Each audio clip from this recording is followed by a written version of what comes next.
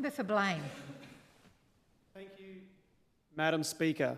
And I rise today to support this ministerial on public housing and to speak up for the people of Blain who for too long were lacking a voice to speak out for them. For too long were the victims of the previous government's failed policies on law and order and public housing.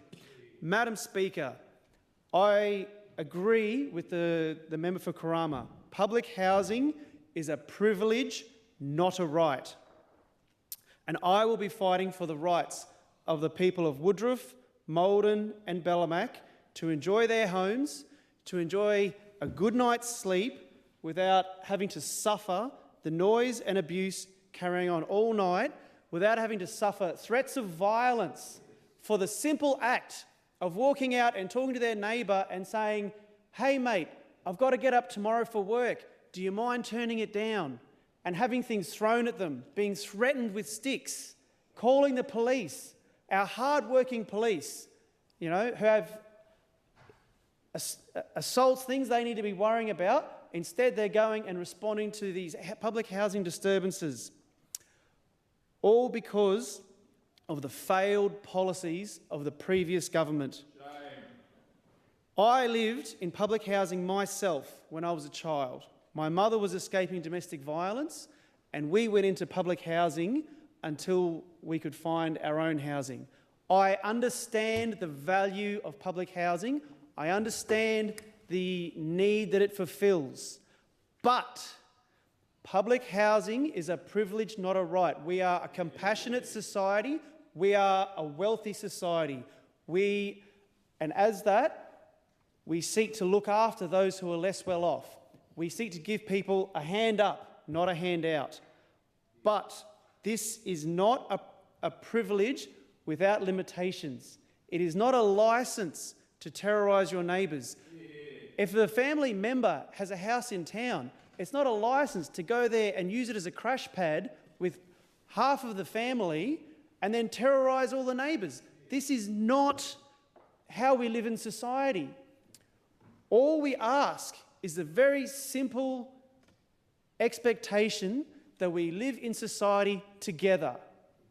That people who have to get up in the morning, get up at 5, 6 a.m. in the morning, get ready, go to work all day, providing services to our society, educating our kids, looking after our sick people, all sorts of things. They deserve to have a good night's sleep. They don't deserve to be kept up by people yelling, screaming, fighting, drinking, carrying on, and taking away from the hard work of our police, who honestly have better things to do than to go and tell people to quieten down and take it inside. The citizens of Blain, there are so many stories that I could go through, and they all have a common theme after a while, and I will come to that common theme. Michelle in Maldon, I was having a mobile office in Maldon, and this poor lady came up to me. She was on the verge of a breakdown. As she was talking to me, just tears streaming from her face. This poor woman just could not sleep because of the carry-on that was happening from the house across the road from her. And she lived by herself. She's not a young person. She's, in middle age. And she was too scared to go out and say anything. In fact, she was terrified to say anything at all to anyone but me, or call the police. But the trouble is, she'd say, well, I call the police, they come, things quieten down, and then the police have to go, and then it all fires up again. And this poor woman was crying on the streets of Maldon, begging me, "You have to do something. I can't live like this. Please do something." Madam Speaker, that is why I'm here. I am here to speak up for the people of Blain. Al in Woodroffe, what a champion. He's an Indigenous man. He works out on the mine sites, delivering the precious metals that we need for our society. He comes home, all he wants to do is just enjoy a beer and the sanctity and amenity of his own house. What happens instead?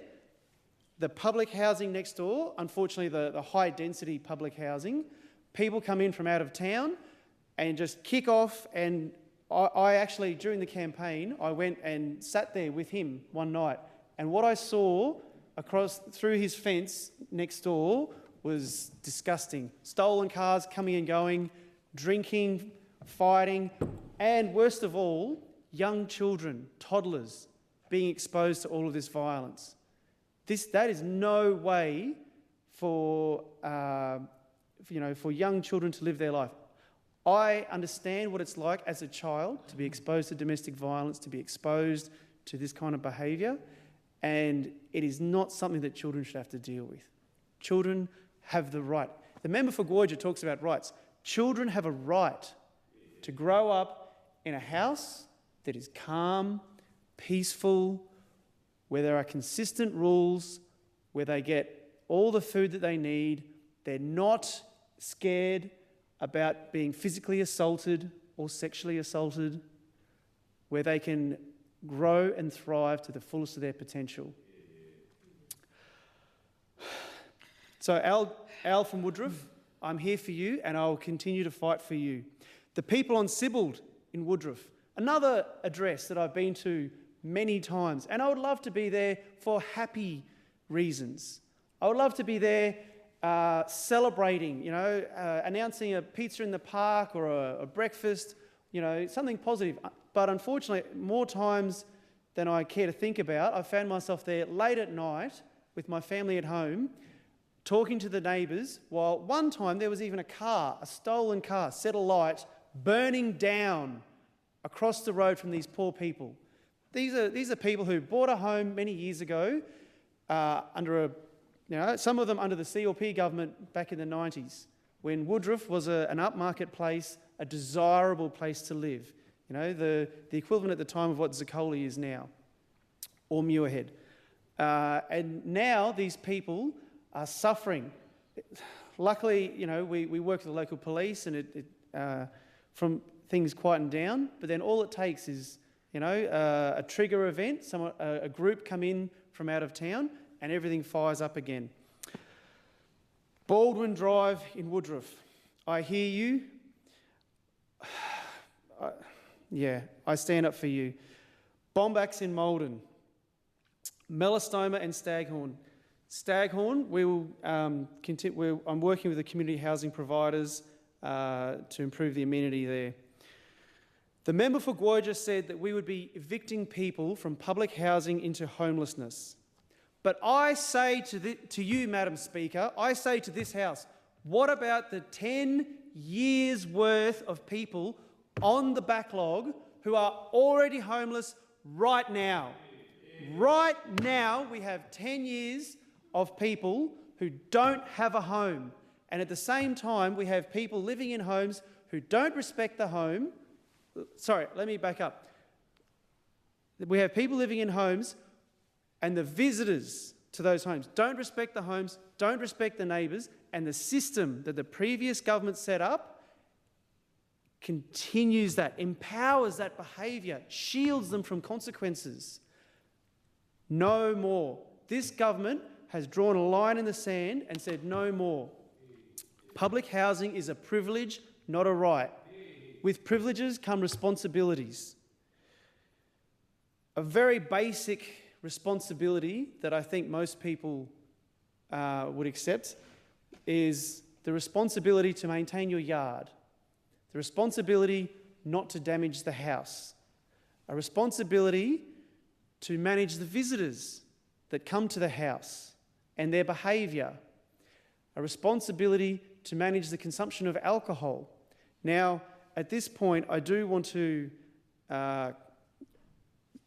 make a comment. I have spent a lot of time with the tenants of some of these properties, and I will say that sometimes, and quite often, the visitors themselves are as much a victim of the visitors as anyone else, as the neighbours. Madam Speaker, I seek an extension of time. There are no extensions for a ministerial report. Darn it. Okay. In that case, I will finish up and I endorse our government's response to public housing. Thank you.